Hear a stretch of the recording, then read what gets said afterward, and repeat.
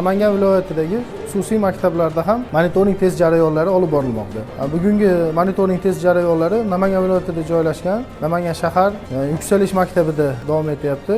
Bugungi kunda yuksalish maktabimizda 90 tadan ortiq test sinovlariga qatnashilmoqda.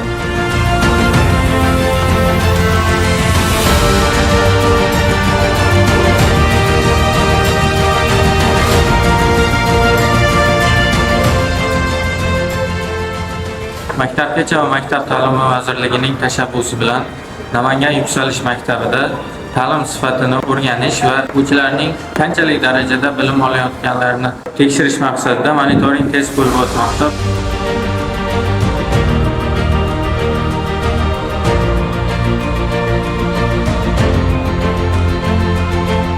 Bu testda ustozlarimiz o'rgatgan metodlariga o'xshash savollar tushdi. Testdan yuqori ball to'pladim.